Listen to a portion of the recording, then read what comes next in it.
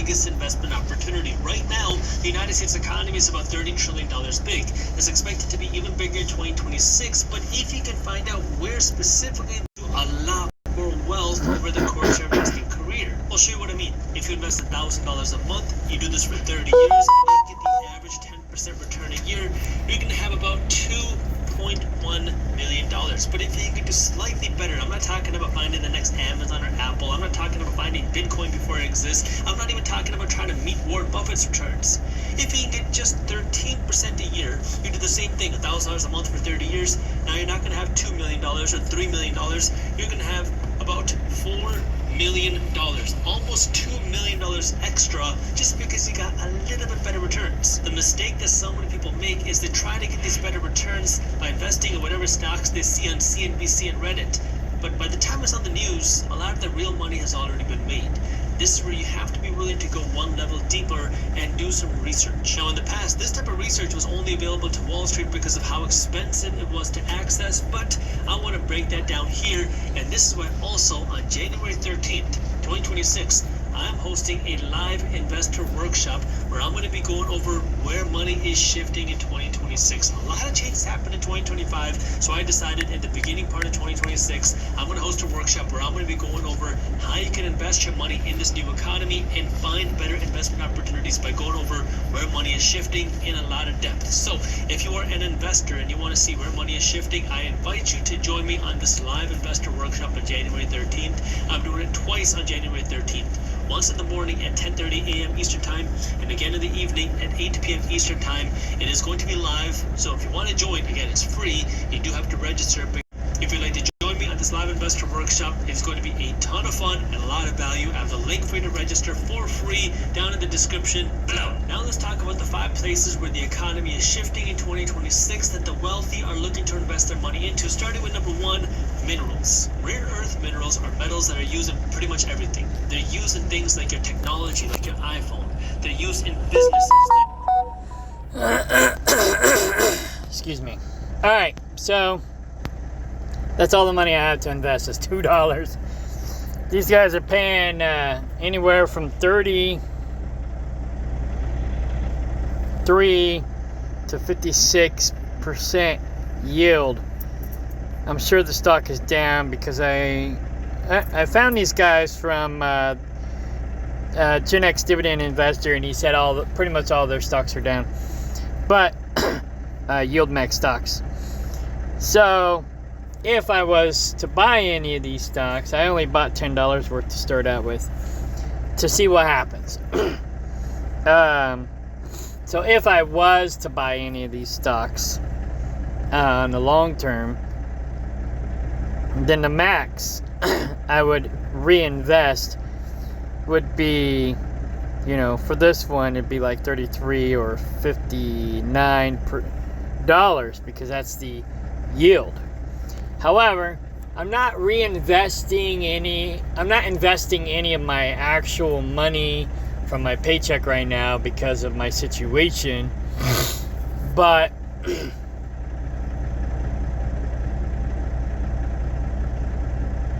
okay.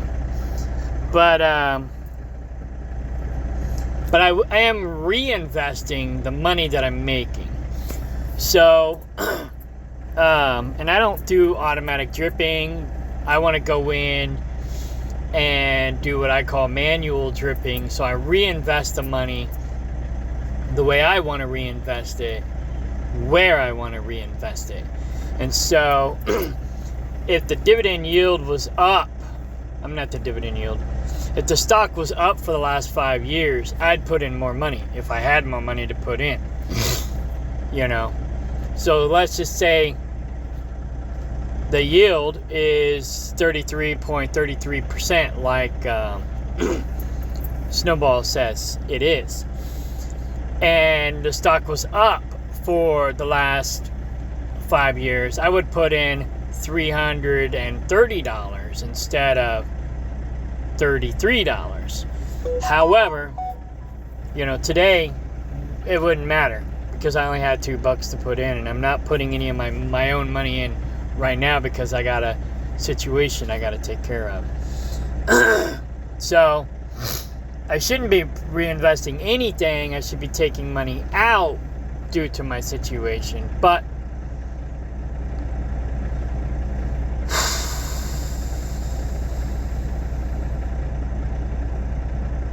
I don't want to do that. I already took out $2,000, $2,500 out of Zim. And I kind of wish I didn't, but I'm kind of glad I did because I need that money. So, yeah, it's kind of like, what do you do? Zim is making on average 30%. So that 2,500.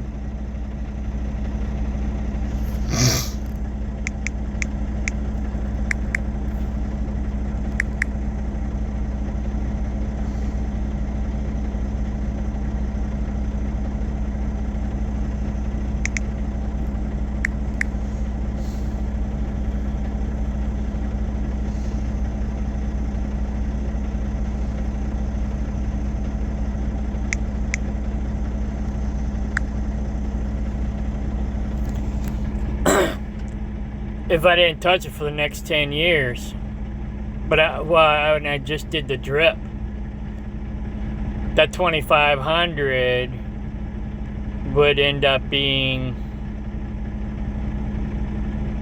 worth $48,000, almost $50,000 in 10 years. That's basically 1 year's income. So, but that's considering they stay that way, and I didn't put any extra money in. But anyways, I'll get that money back eventually. Hang on. Because Zim is one of my favorite stocks, so I'll put the money back in once I get my situation taken care of. But I still have other stocks. I'm still doing pretty good overall. So here's all the stuff that I've got paid for so far. But since I don't have any money to put back in, I'm not even looking at these guys yet.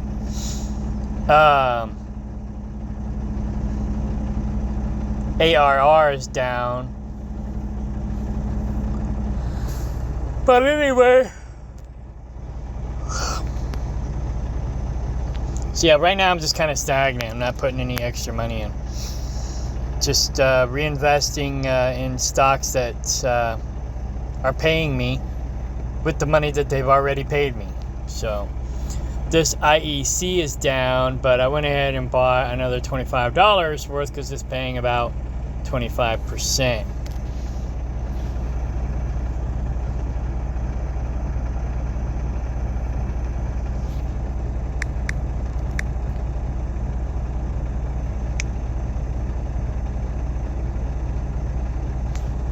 Maybe it was IEP. Yeah, 27% now. But, their stock is down for the last 5 years pretty bad. Will they recover? I don't know. But,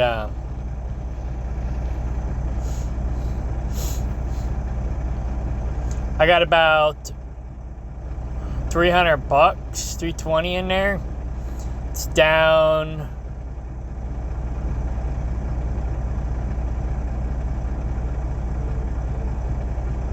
Oh, it's down $88, but I'm down $70.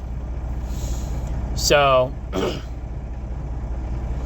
if the stock recovers, then I'll be okay. But if it don't recover, well, I wouldn't have lost all my money, just part of my money. And that's the other nice thing about dividend stocks is even if they do go bankrupt, at least you're not going to lose as much as if you would on a stock that didn't pay dividends. It's still a gamble, but it's not as big of a gamble, if that makes sense. So here's all the best yielding dividend stocks. And for now, this is where most of my money is going to be going. My brother and I got this new adventure we're going to be doing with storage units. Where we live,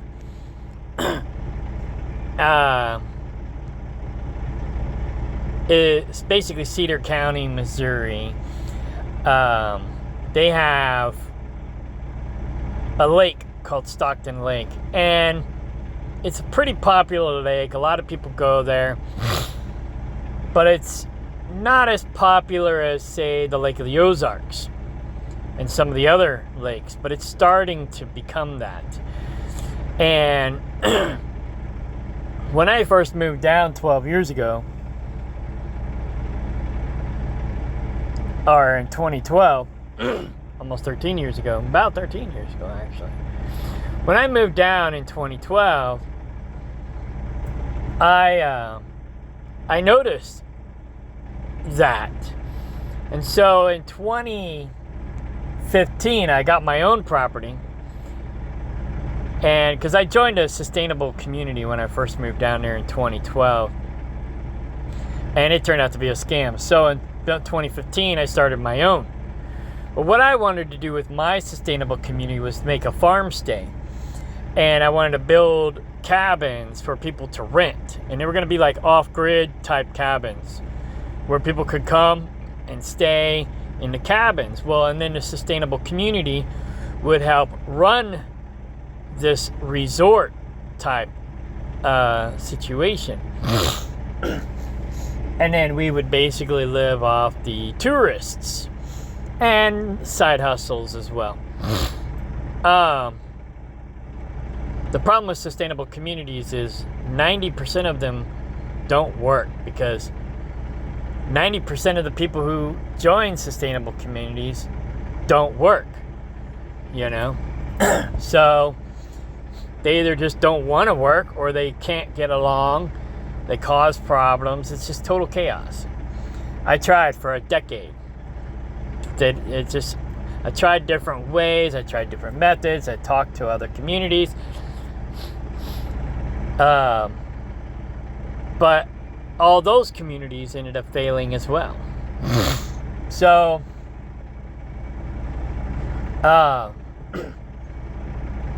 there's really only one community that I know of that hasn't failed yet. And he basically is kind of sort of like a dictator, and he pretty much runs everything.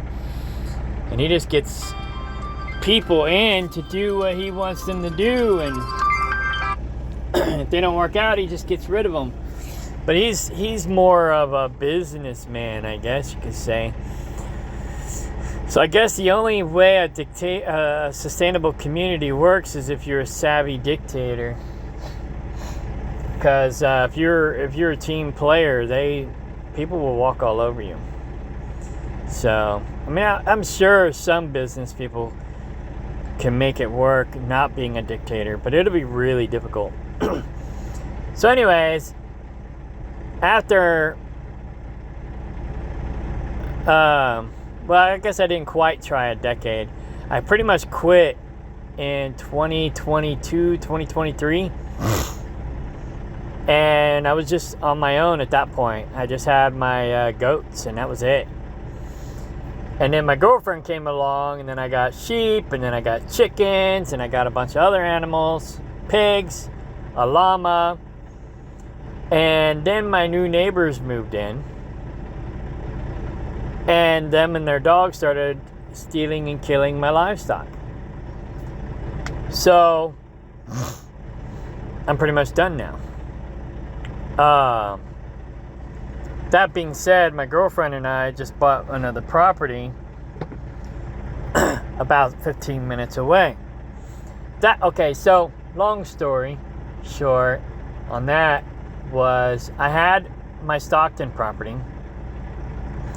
Then I bought another property in Kaplinger, which is like 3 miles from my Stockton property. My girlfriend ended up moving to the campground around the corner from my Kaplinger property. And then her and I got together, so then I put in camper hookups at my Kaplinger property. She moved her camper to my Kaplinger property. We lived there for about a year. Then we found our Collins property and started buying it. And now we own it almost free and clear. And But it didn't have proper fencing, so I was going to keep my animals on my Stockton property. And because before I was living off grid at the Stockton property, and of course I'm a truck driver too. So then when I got with my girlfriend, I kind of went back on the grid with her and her camper at my Kaplinger property. Then we got the Collins property, which is pretty much on the grid. Well, it's got its own well and septic, but we have electricity that's on the grid.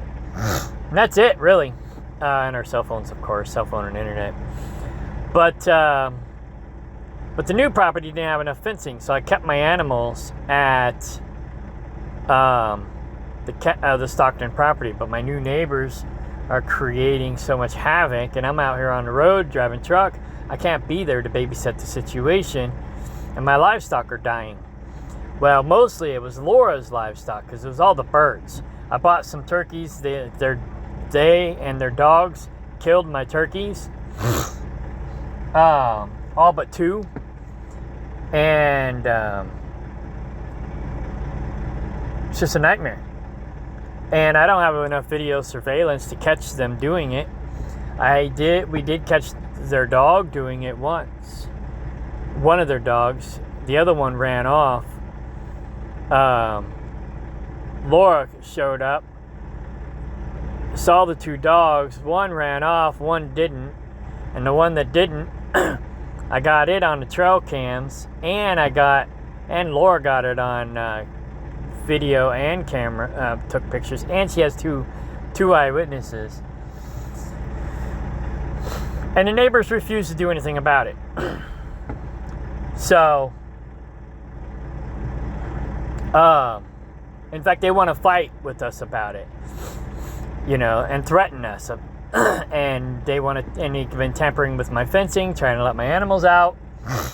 So it's like, I'm not there, so I can't expect other people to babysit my shit. So I'm basically selling all my livestock. Well, I'm selling a third of my livestock. I'm butchering a third. Everybody who's about a year old, and ready to go to the butcher, I'm butchering. And then I'm just keeping a few. I bought some shot collar, GPS dog shot collars for the sheep and goats. And taking them to Collins. And if they obey their collars, they can stick around. If they don't, they're going to the sale barn. I don't have a choice. Because I don't have enough fencing. It was cheaper to buy the shot collars than it would be to put up fencing. So, but I can't afford enough shot collars to collar the whole herd. Plus, Laura will have to go out every couple of days and change their collars. And she's not going to want to try to do that with 20, 30 goats. So, or whatever. I only had 17 goats, 18 now. And about a half dozen sheep. But we're only keeping 3 females and 2 males. So, and that's it, sheep and goats. So, 3 female sheep, 1 male sheep, 3 female goats, and 2 male goats. We'll collar half of them, and the other half should stay with the other half. And it should work out. If it don't, then like it says, hasta la vista. So I'm keeping my prize buck. I'm keeping my ram. And I'm keeping the most friendly sheep ewes and nannies that will allow Laura to change their collars every couple days. The collars should last 2 to 3 days. So once they get down to like 50%, I'm going to have her go out and change their collars just to be safe. But anyways, because she probably won't change them until they're 25%. But nonetheless. Like I said, if they don't behave, if they don't work out, then I'm going to take them to the sale barn. And my brother wants to start a storage unit business. And we don't have enough storage units in our area. So we have our only competition really is ANA Storage, and they are huge, and they own a ton of storage units in the area. And there's a couple other little guys, and we're going to be the next new kids on the block, if you will. But I got 15 acres that we can clear and put in storage. And boat storage is low maintenance, and it is low liability. And the only thing we have to worry about is setting up security cameras. And my brother wants to outsource that to a security company so we don't have to babysit it. And in that way, we're not the ones calling the cops. Somebody else is. So it's a professional organization calling the cops. So if the neighbors fuck with the property, we'll have a third party as a witness that the neighbors are fucking with the property. So they want to run me out and try to get my land. Well, fuck them. We'll just move in a storage unit complex instead. You know, that'll be my payback, and we'll make some money off of it. What I'm telling them though is I'm going to turn it into a rehab recovery farm. That'll piss them off, and then it won't be as bad, but it'll still be bad. So the rehab recovery farm, and these people, it's funny, they're trying to lowball me, get my property for $2,000 an acre when it's worth $8,000 an acre. But then the guy behind me paid $10,000 an acre for his property, and the guy next to me paid even more than that. And it's like, you guys are on crack. You're not getting my property for no $2,000 an acre. You can go fuck off. So, especially bullying and harassing me, stealing and killing my livestock, tampering with my fencing. You know, basically, what's that called? What do you call it when you damage other people's property? I'm bad with terminologies.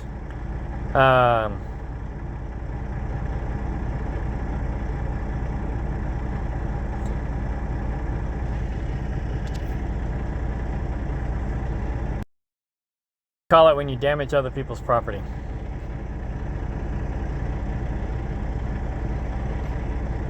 I guess I can't do that.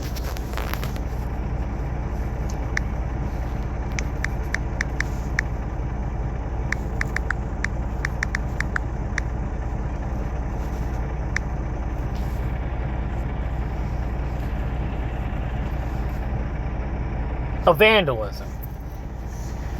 So yeah, they're vandalizing my shit. So I got a problem with that.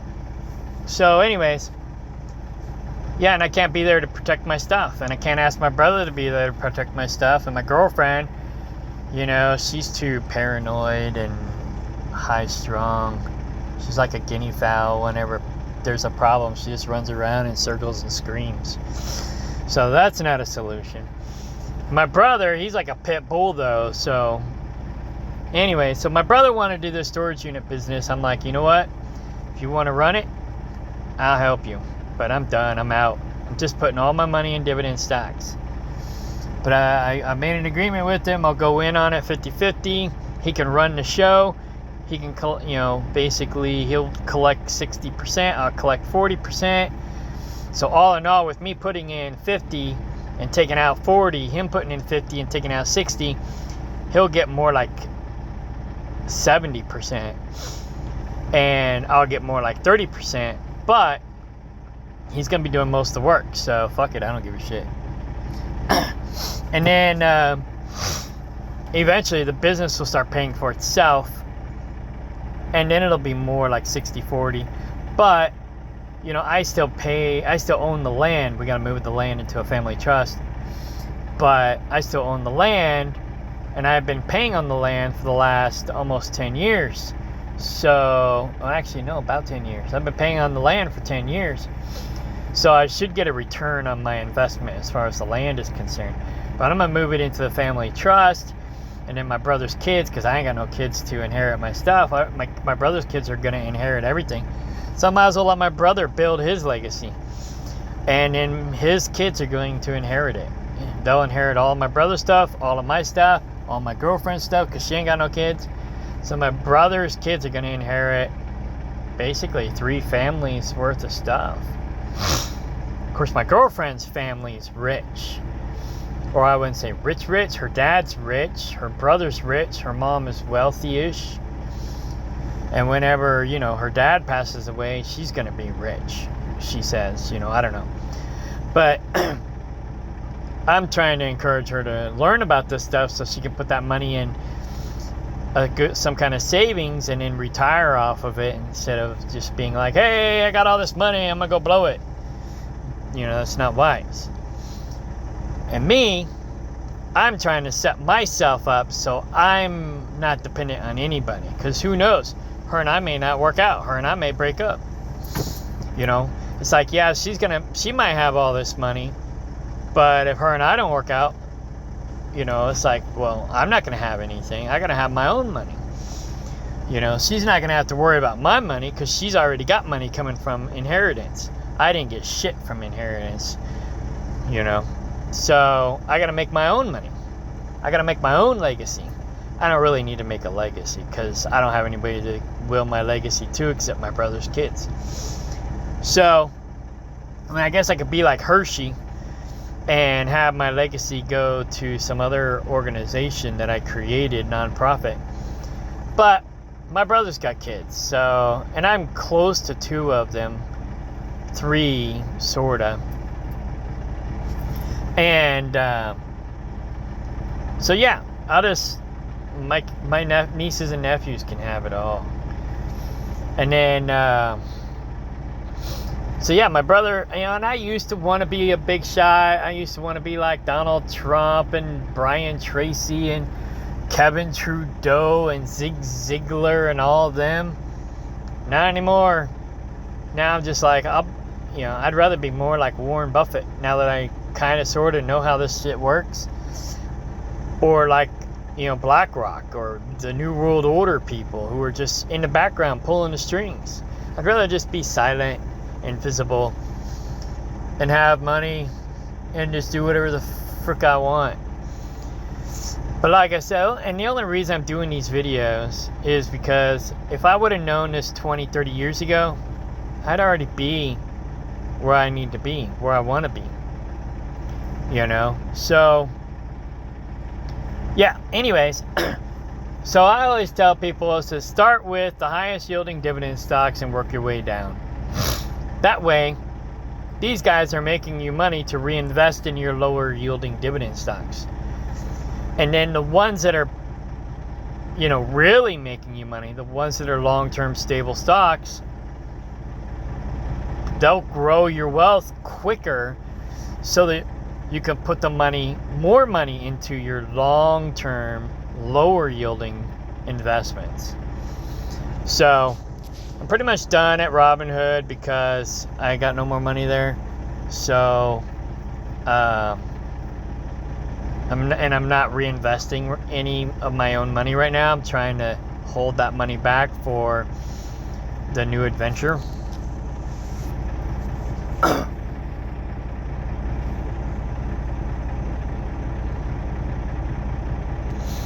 But anyway, I already did that. So I'm going to get back to listening to Jess Bleet at the Minority Mindset while I show you my daily activity and how I do things. Basically, I just start with the highest yielding dividend stocks and work my way down. And I only invest in stuff that, I don't only invest, but I mostly invest in stuff that pays a higher yield than the interest rate on my debt. And so right now I still have some credit card debt, so I'm investing in stuff that pays more than the interest rate on my credit cards.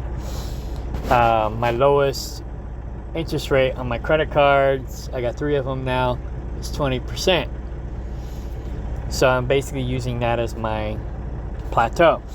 I'm trying to keep my 35% credit card paid off. I only have originally when I did the credit cards, I only wanted to have auto renewal stuff on it. So I didn't have to worry about bounce checks. But then I got carried away. So I got my 35% one paid down to where now only auto renewal stuff is going on it. And I have about $3,000 a year, give or take, going on to that every year. So every week when I get paid, I go and pay on that. And some weeks I pay it off, some weeks I don't. But most months it's paid off. And then I got my 25% credit card, which is mostly set up the same way, but I started using it too much also. But I quit using the 35% one. I cut it up for new purchases or whatever. I started using the 25% one. So the 35% one only has auto renewals going on it now. Where the 25% one I was using more, and it has auto renewals on it as well. Now I'm no longer putting anything on it unless I go to Costco. Costco's the only thing new that I put on it. Everything else is auto renewal. Once it gets paid down, it'll just have the auto renewals, which might only be a couple $1,000s a year. I'll have it paid off every month.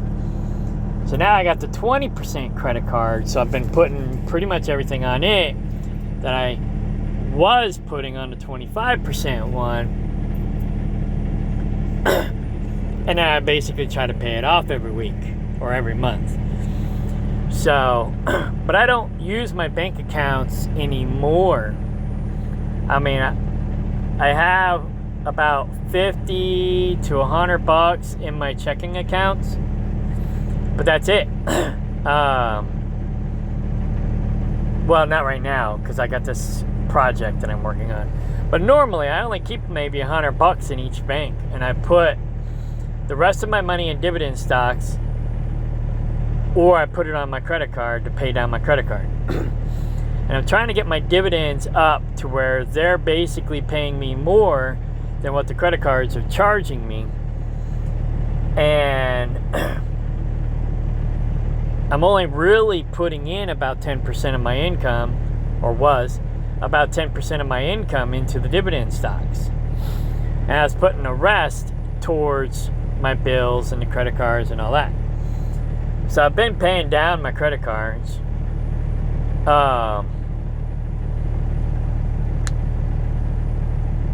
And I've been investing in dividend stocks at the same time.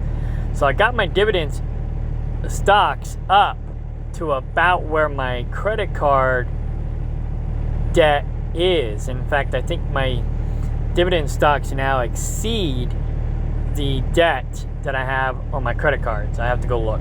But I'm pretty sure it's either neck and neck, or I have more money in dividend stocks now than I have in credit card debt. That being said, I just bought these new shot collars. That put me another $2,000 in debt. So, but it's pretty neck and neck. Now my next goal is to get it up to where I'm got more money in dividend stocks than I owe on my land, which is only $30,000. So I have about $50,000 worth of debt total, and I have about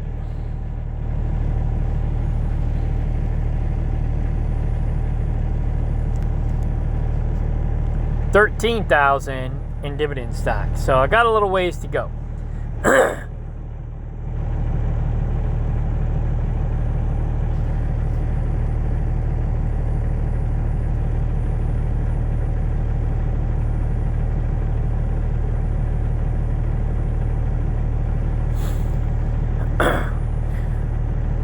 But like I said, once we get the family trust and the LLCs and all that stuff set up, then what we'll probably end up doing is we'll go get a loan at the bank for the business to basically take over my mortgage for the land while we move the land into the family trust at the same time.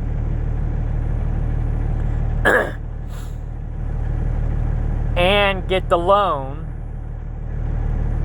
for the improvements on the land for the storage unit. And the first thing we're going to do is just clear the land. And it was pretty clear whenever I bought it, but I let some trees grow up in the field. It was cropland. It's valuable land. If once I clear the land, it's worth over $10,000 an acre. But with the trees there, the small trees that need to be cleared out, it's probably worth eight. With all my garbage on there, it's probably worth a little less. But once I get all my crap out and we clear all the trees, we're going to turn the greenhouse into a hoop house. We'll use it for storage and for people to pay their bills, whatnot. We'll use it for our own storage. So what we're going to do is we're going to clear everything except for the greenhouse. Any trees I want to keep, we're going to either move to the new property or all the way to the back, because there's about 25% of the back part of the property, or there's two parcels. So 25% of the back parcel, so that would be about 12 or 13% of the property we can't use for the storage unit business. So I'll move the trees I want to keep back there. And then we'll basically clear the rest of the property, put up 8 to 10 foot fence with barbed wire on the top, or my brother said he wants razor wire at the top, which is fine with me. I don't care, it's his project. So 8 to 10 foot fence with razor wire on top. Bring in gravel, bring in power, because there's no electricity right now. There is electricity on the street, but not on the property.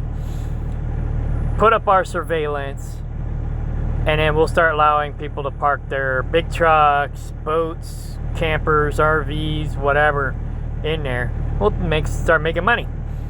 Once we pay back the loan for that, then we'll start building buildings.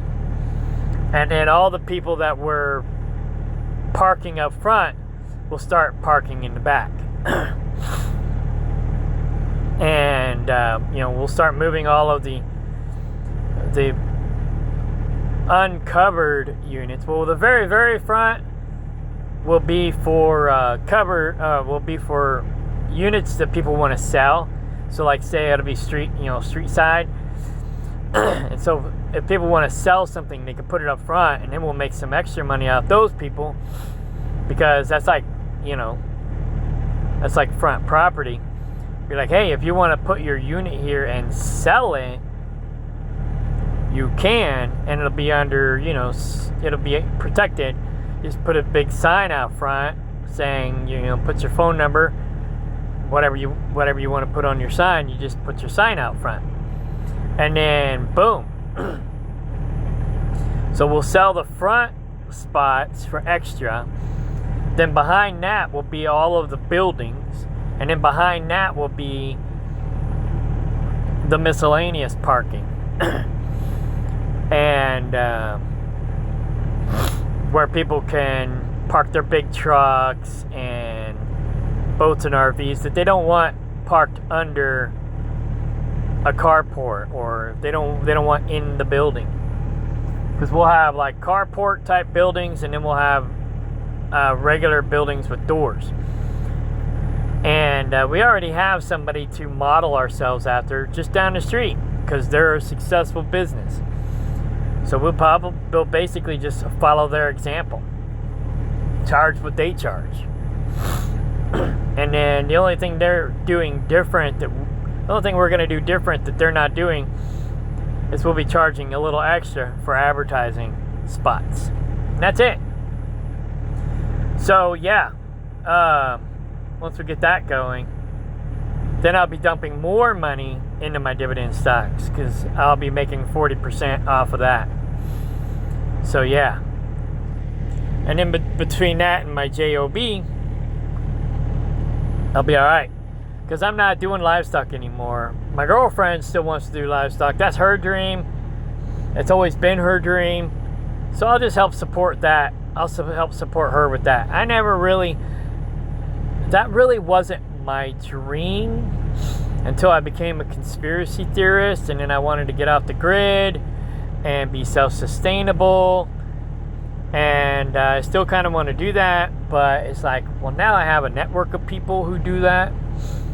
So I can just buy product from them, and my girlfriend kind of wants to do that, so I'll just help her do that, and that'll be her project. And I'll help my brother with his project, and I'll just keep my JOB, and my project will be dividend stocks. And maybe later, when I have more time, I can get back into doing aromatherapy like I used to do. But yeah, I'm making 20% on my dividend stocks, and I'm making about 10% return on my investment as far as stock growth. So overall, I'm doing really good.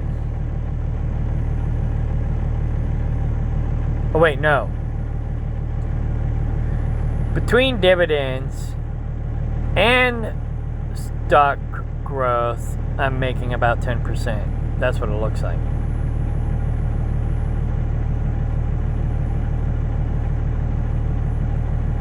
But I'm still doing good. Right now the stocks are down, but we're doing quantitative easing now, so the stocks are going to start going up. if I understand things correctly. So anyways, let's go check out Cash App real quick. See if I made any money over there.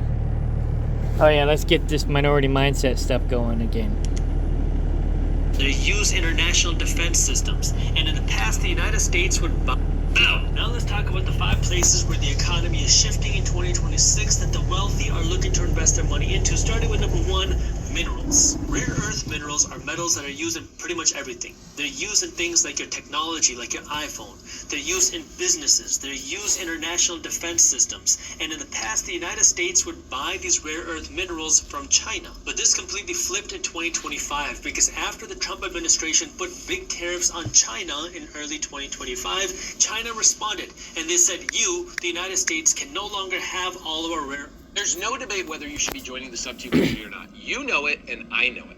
And I could go on and on about damn commercials. Responded, and they said, the United States, can no longer have all of our rare earth minerals. Now you can start to see why that's a problem, because if there's no rare earth minerals coming into the United States, now you can't build iPhones, you can't run businesses, and our defense, our military starts to suffer. So in response, President Trump signed an executive order titled Immediate Measures to Increase American Mineral Production. The goal is for the United States to be able to produce these minerals without relying on China. And in addition to that, the Trump administration has also invested billions of dollars so that the United States can produce more rare earth minerals without China. So this can create an investment opportunity for some investors, because we know that our economy is shifting into this industry, because previously this rare earth mineral supply chain didn't really happen in the United States because we fully relied on China to do it. Now we need these metals and we can't get them from China, so we have to rebuild the supply chain. And so the United States is now investing heavily into this new industry that did not exist before, and we need it to operate our economy. And this brings us to the question of how do you actually invest? A random guy on YouTube, everything that I'm about to show you is my disclaimer. This is only operate our economy. And this brings us to the question of how do you actually invest in this shift? Now I'm going to go over specific examples, but again, investing has risks. You are never guaranteed to make money when you invest. In fact, you will lose money at some point. So make sure you always do your own due diligence and never blindly trust a random guy on YouTube. Everything that I'm about to show you is for example purposes only. And no, I'm not a financial advisor. So make sure you do your own due diligence. Option number 1, yeah. To get exposure to this shift, what he said. You can invest in the individual stocks that the United States government has invested their money into, because in 2025 we saw a major shift happen where the United States government actually started investing in private stocks on the United States stock market. So you can just copy the same trades that the United States government is making. For example, the United States government invested hundreds of millions of dollars to buy a piece of the MP Material stock. And then in late November 2025, the United States government went out to lend $700 million to the Vulcan stock. MP Materials and Vulcan both trade on the United States stock market, meaning anybody can invest in them, and the United States government has invested money here and lent money here. Now, this is more risky when you invest in an individual company because, well, these companies can have a bad CEO and run the company into the ground. There could be a lot of changes. So when you invest in an individual company, there's more risk than if you invest into something like an ETF. So here are a couple of examples. REMX, Remix. This is an ETF that's created by Van Eck that's giving exposure to rare earth and strategic metals ETF. So this is investing in companies that are into something like an ETF. So here are a couple of examples. REMX, Remix. This is REMX. Let's look them up real quick. This is why I like following other people, because they give us ideas that we may not have already had. REMX.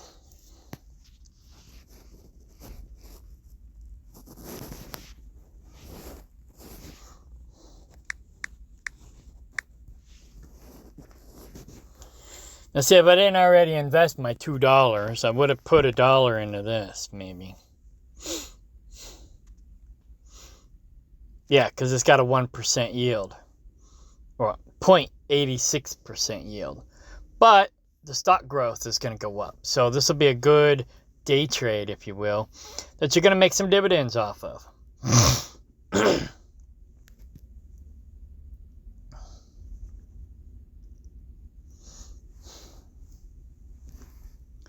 Alright, I'm going to do something. Hang on. I'm going to move a couple bucks over here just so I can do this. I got to pause the video while I go to my bank account. Alright, so I'm going to buy $1 worth. I put 25 bucks in here, so I'm just going to buy $1 worth. That's why I need to keep a couple bucks in here. Between this guy and Gen X Dividend Investor and the Dividend Bull, mostly this guy and the Dividend Bull, I get good investment advice. Although I just started following a new guy that everybody was talking about on YouTube. I made a comment on Just Bleed's last video or the video before last, and everybody liked it, and there's a thread underneath it, and he was talking about this guy. Oh, I got his name here, hang on. Wrong option. Organizers.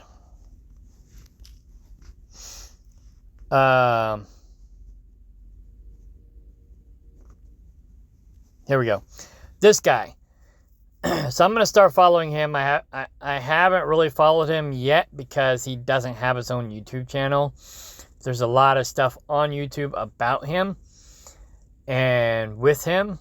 So if he does have his own YouTube channel, I haven't found it yet. But anyways, so I will be following this guy because everybody in that thread, not everybody, most everybody in that thread raved about him. So yeah. Anyways.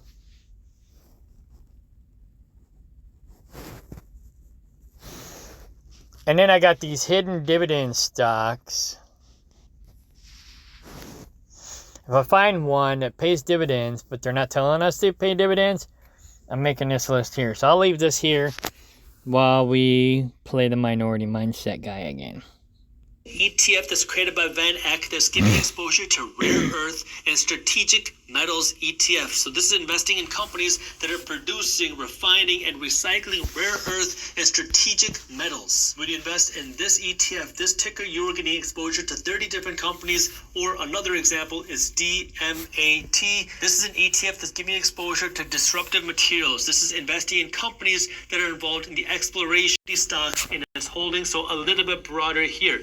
Now, again, ticker, you're getting exposure to 30 different companies. All right, DMAT.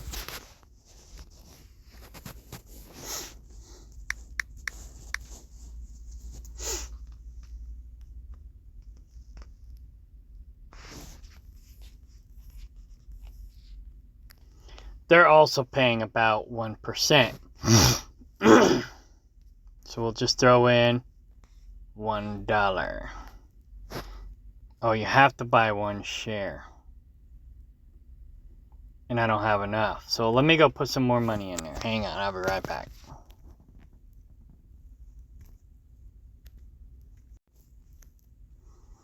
Alright, and this is why I leave a couple bucks in my account. Because of situations like this where I need or I want to do something with it, with, mostly this. So, yeah, I leave, about $100 or whatever in my checking account for this reason. So, make sure I'm unpaused. So I have to buy 1 share. So we'll buy 1 share.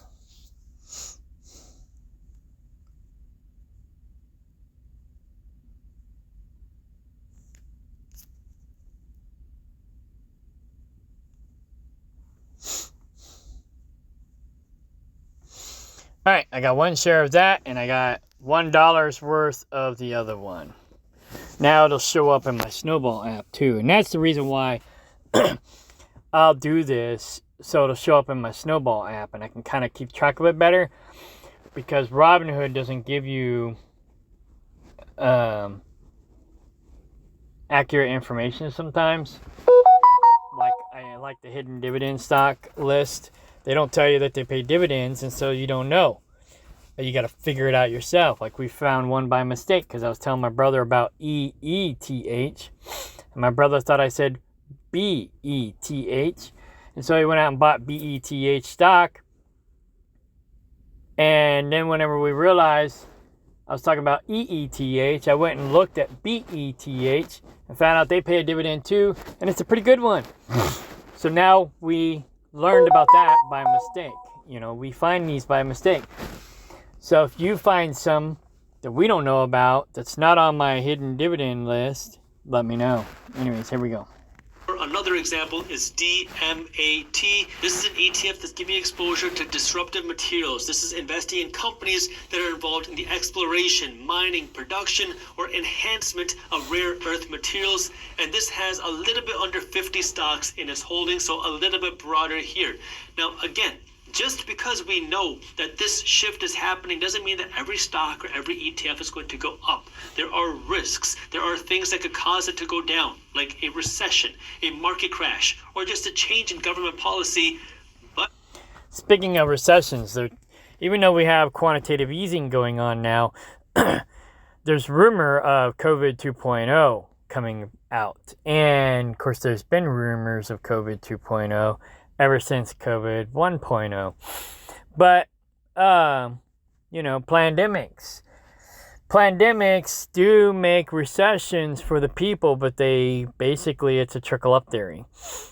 And the only trickle-down theory is buying dividend stocks. Watching the TV, whatever they're trying to sell you on TV, buy those dividend stocks, and they'll trickle down. All that money that the brainwashed people are blowing their money on will come back to you. So, one rapper, I think it was, he says he only wears clothes of stocks that he owns. So it's like he won't wear Nike unless he owns Nike stock. He won't promote a brand unless he owns that brand or, a piece of it. And I learned that a long time ago, but it didn't really click in my head until about 5 years ago. So now basically what I always say is every time you see something, a trucking company, a brand name car, clothes that people are wearing, other brands, other things that people are buying, the things you see the most, buy those stocks, especially if they pay dividends, because that money is going to come back to you. If it doesn't pay dividends, it's a day trade and it's risky. If it does pay dividends, it still could be a day trade. Well, it's not really a day trade, but even if you treat it like a day trade, it's still less risky because you're getting those dividends. And the dividends are taxed at 20%. Well, there's 3 different levels. There's 0% at the first level, so you pay no taxes at the first level. Then there's 15% at the second level. So once you reach a certain amount of money you're making per year in dividends, then you pay about 15%. And then on the top level is 20%. So the highest taxes you're going to pay off your dividends is 20%. But if you're day trading, you're going to pay income tax. So you're going to pay basically twice that in taxes on your day trades. So even if you're day trade with dividend stocks, so you get, that tax break on that money you're making on your dividends until you flip that stock. So, anyways, next. We know that this shift is happening because as of today, the United States government is not relying on China for rare earths because China is restricting these rare earths to the United States. Could that change in 2026? Absolutely. But this is what we know today. This is why I want you to start thinking like an investor and make sure you understand the risks before you invest. So, option number 1 is understanding the minerals investment shift. Now let's move on to number 2. When I first started off in business about 15 years ago, I bought a file cabinet to store all of my company files, and the way that I kept my company information safe was through a key and a lock. Today it's very different. Companies and businesses are storing all of their information in the cloud, and the cloud is not in the sky. The cloud is in a physical database. And that also means that the new form of security for pretty much every business is not a key and a lock. It's cybersecurity. The cybersecurity trend has been going on for more than a decade, but it just accelerated in 2025 because of... See, we should have been buying this stock during quantitative tightening. During quantitative tightening, this stock went down.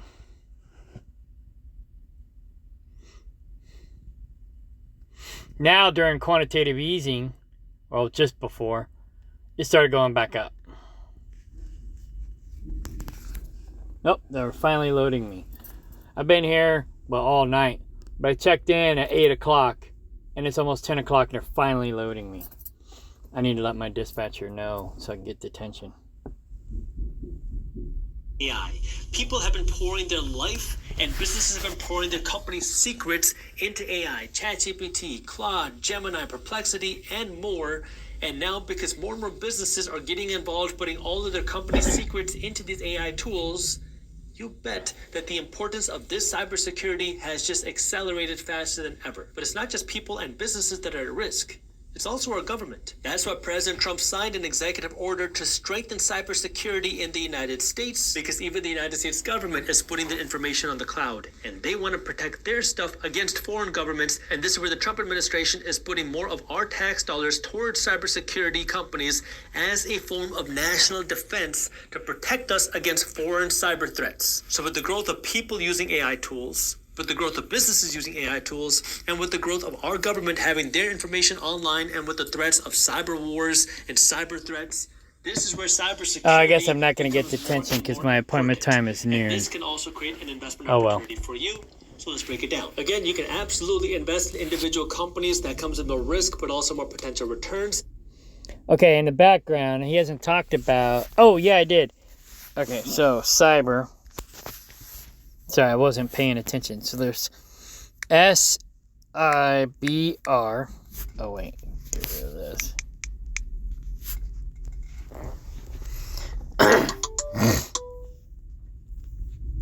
See what dividend they're paying. About 1%. So, yes, I'll buy other stocks. But my main focus is the higher yielding stocks right now till I get my dividends or till I get my total number of stocks up to higher than my debt. And then once I start getting my debt paid down and I have no debt, then I can start investing in lower yielding dividend stocks. Okay, now we have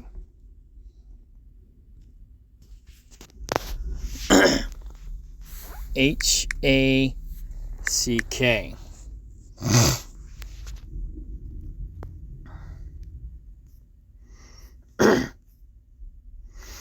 So yeah, anytime this guy... Oh wait, I passed it.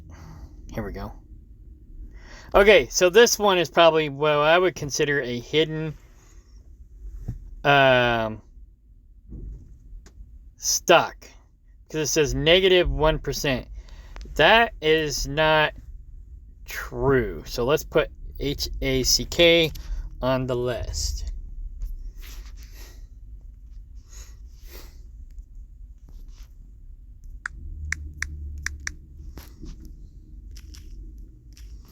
Now go back over here, enter password.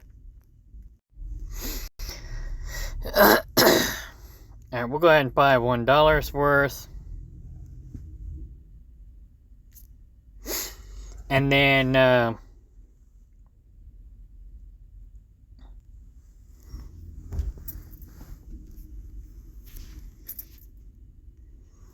don't know how long it'll take for this to propagate.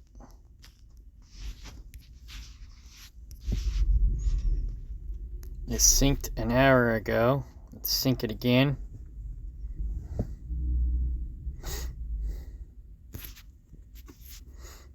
This will take a minute. Let's play the video. That's one of the things I'm going to be talking about on my live investor workshop. But if you want a little bit less risk, you can also take a look at ETFs. Oh, this guy, his video, he just posted it 3 hours ago. It's called "What the Wealthy Do with Their Money," I guess. With their money in 2026, and you should too. In fact, I think I got a notification for that. But anyways, on this phone. This is my burner phone. So I've got 4 different phones. 2 that have internet. Actually, 3 that have internet. My old phone number, I keep in the truck. I use it for my truck phone. It's Bluetooth to my stereo system, so I can have hand-free phone while driving. And then I also use it for my Wi-Fi hotspot for the truck. And that's pretty much all I use it for. I was listening to this vampire series on Pocket FM, I think it's called. But it's such a pain in the butt. I only got about halfway through and I gave up. Alright, anyways. And then I got my new phone number, which I use primarily. Both phone numbers forward to each other. So if I'm driving, I answer my old phone number. If I'm not driving, I answer my new phone number. And then I just give out my new phone number now and tell people call me on that, text me on that. Then I have my dad's old phone number. After he passed away, we kept pretty much all of his we kept all of his accounts active for a year that we didn't have to pay for, except for the phone. And then I converted the phone over to Visible because it's like $25 a month, cheap. So I just kind of been keeping it, and I got my dad's old phone as a burner phone, and we just monitor his accounts on it. We just discovered we might have some more money, not from my dad, but from my grandma. My grandma had some hidden money. My cousin just found. My aunt just passed away. My dad passed away a year ago. My cousin just found some more money that my grandma had that my dad and my aunt didn't find. So my brother and I will have a little bit more money to put towards our dividend stocks. It's not a lot, a couple $1,000, but hey, it's a couple $1,000 invested that we're going to be making some money off of. My cousin, she talked about like she wanted as much of it as possible, and we're like, no, we need our half, because we got, she you know how women are, they're all like, oh, poor me, poor me, poor me, poor me. And I'm like, what about me? So she'll get her fair share. She'll get 50%. We only get 25. Mark gets 25. I get 25. She gets 50. Why is she crying about 50%?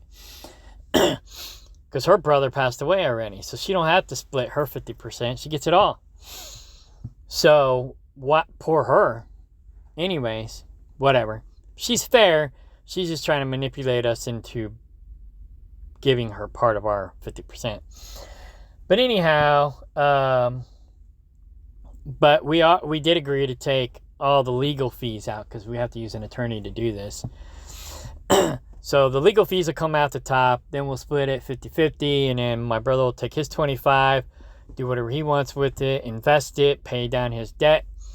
I'll take my 25, and I will be investing it.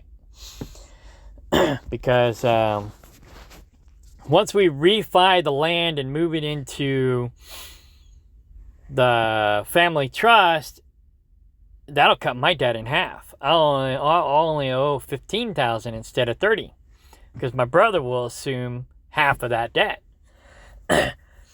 You know, he won't have to worry about what I already paid on it. He'll just have to pay half of what I have left to pay on it, and the asset will go into the family trust, and his kids will inherit it.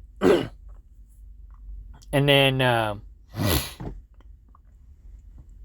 if we have a falling out or whatever, then he'll just have to buy me out 40% of what the business is worth, and then he'll be 100% owner. No big deal. So I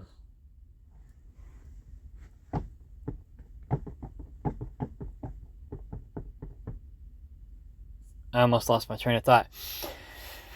So we'll get a business loan to pay for the land and to pay for the improvements. And then the only debt that I have is half of that business debt, which actually will probably be $30,000. And then my pickup truck and my credit cards. And that's it. I won't have any more debt. And then if I get however much money we get from our grandma that my cousin found, I'll have that in my dividend stocks. All right, let's see if that updated.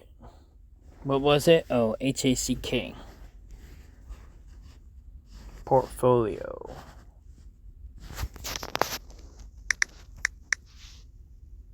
Yes, perfect. So, the dividend on that stock is 29%, not negative 1%. It's 29%. Or 0.29%. So, now we know. See, Robinhood, you can't trust Robinhood. To give you exposure to this type of cybersecurity. For example, this is where cybersecurity becomes more. Oh, okay. Now he's starting to talk about it. And this can also create an investment opportunity for you.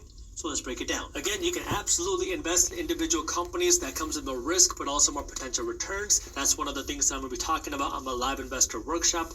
But if you want a little bit less risk, you can also take a look at ETFs that are giving you exposure to this type of cybersecurity. For example, ETF example number 1 is CIBR, Cyber. This is an ETF that gives you exposure to the First Trust NASDAQ cybersecurity ETF, and this invests in cybersecurity related companies.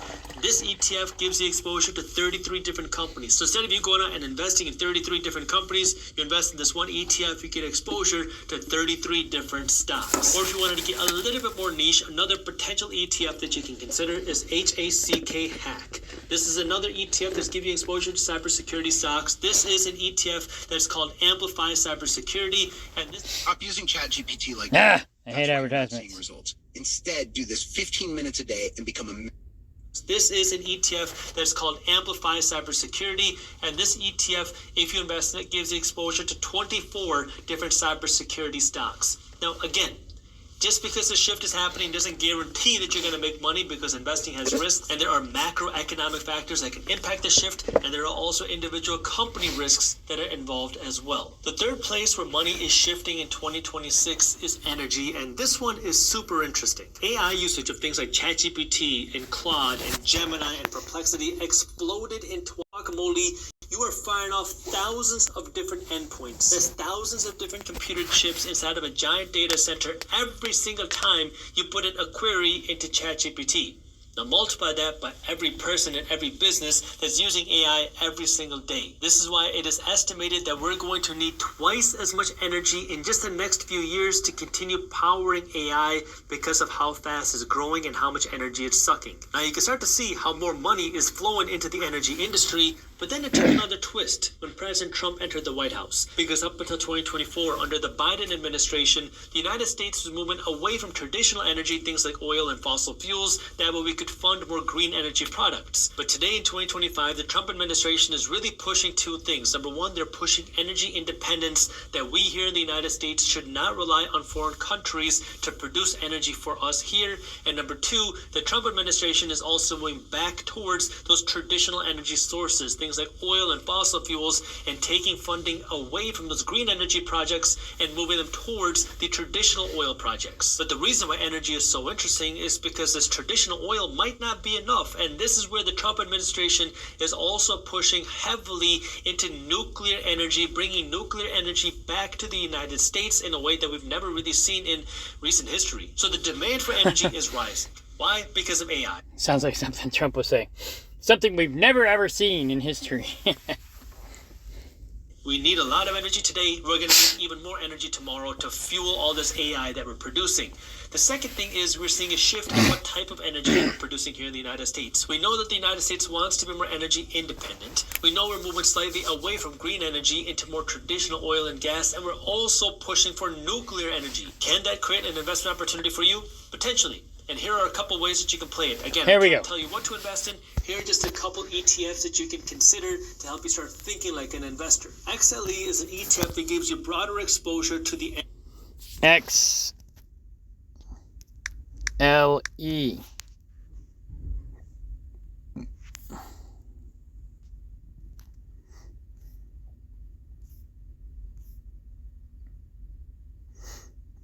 They're paying about 3%. Let's buy $3 worth.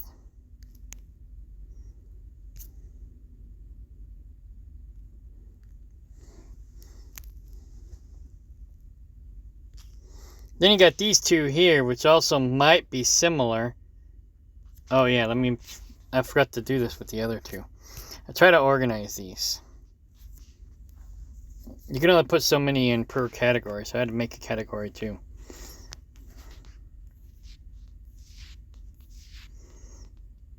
See, this one also might be a hidden stock, because it does look like it's an ETF.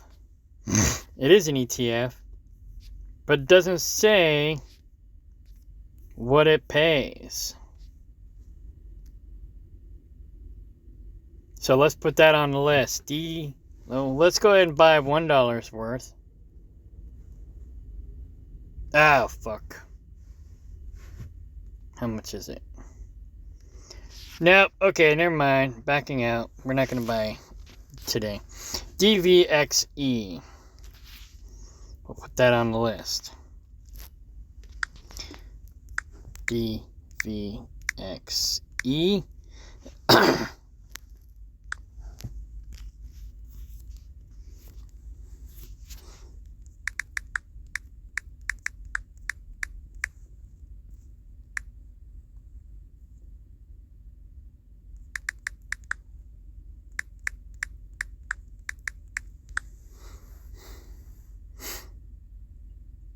Okay, a little over 2.5%. Alright, I don't know. I think they might be done with my trailer. I better go check so I can get the frick out of here. I want to get home. My next load after this one's taking me home. I gotta take some animals to the livestock. I guess, let's go back real quick. Okay, yeah, this other one's the same way. XLEI.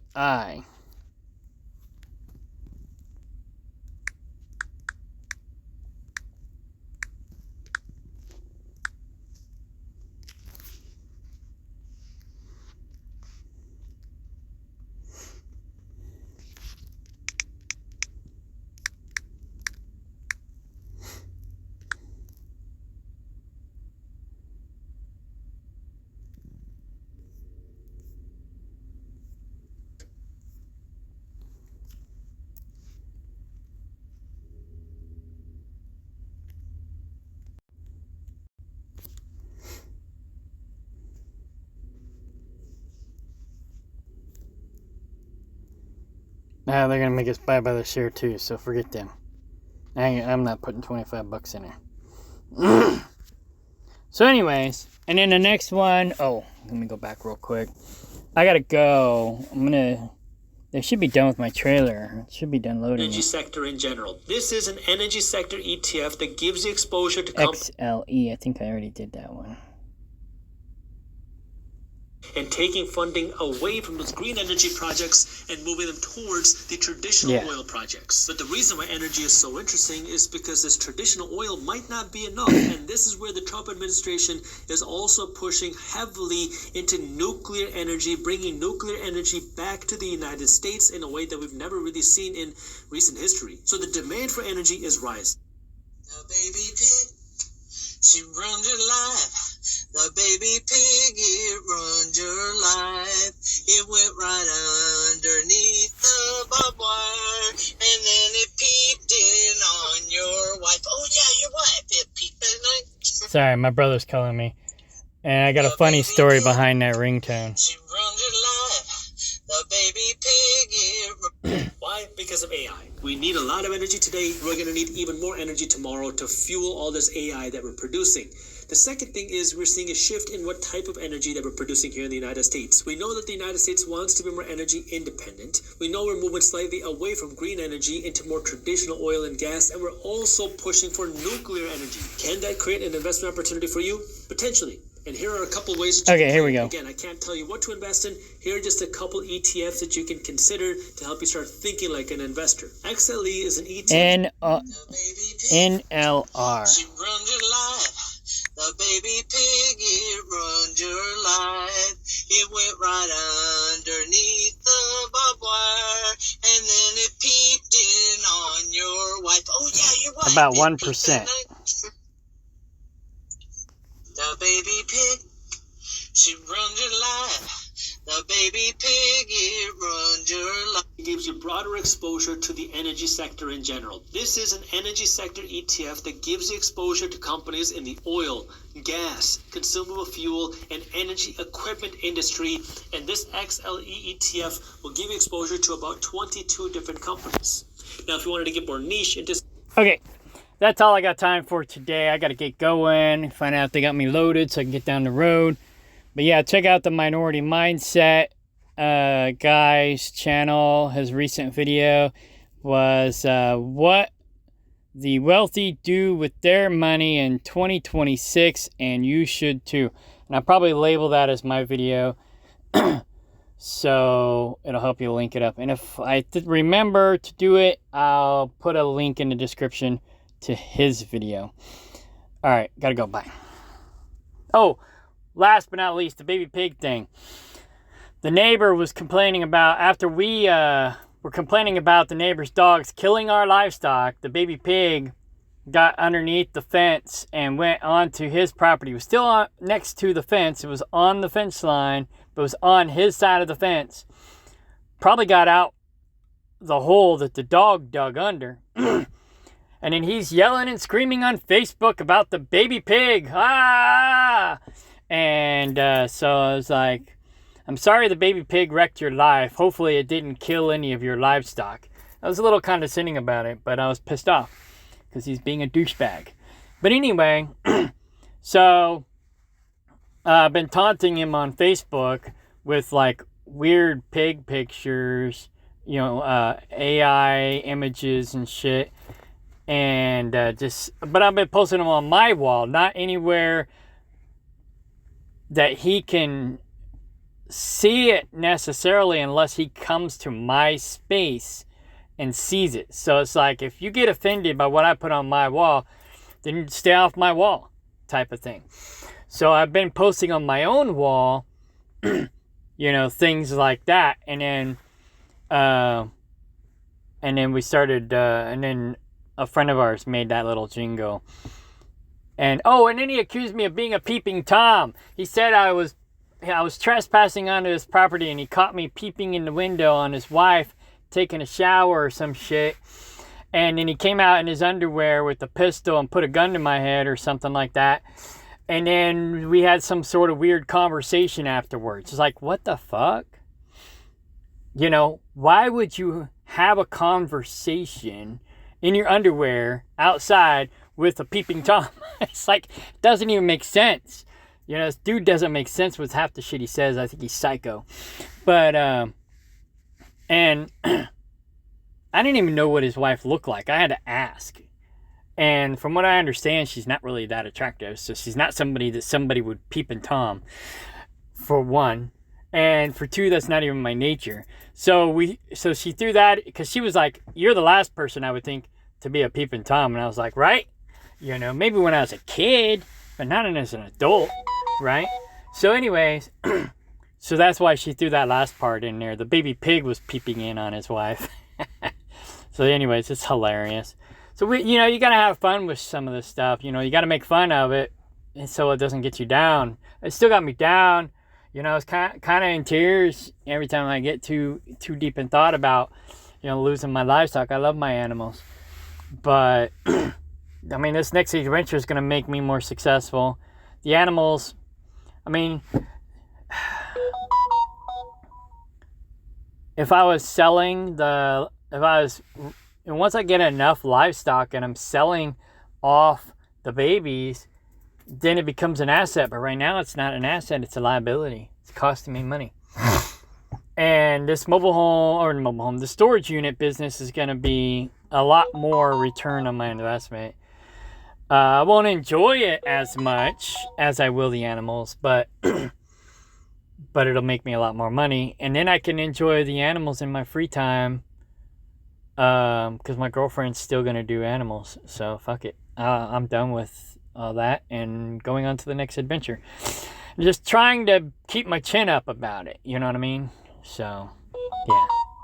Now my phone's blowing up. I gotta go check on this load. I think they got me loaded, but they never came out and said nothing. All right, party on. Bye.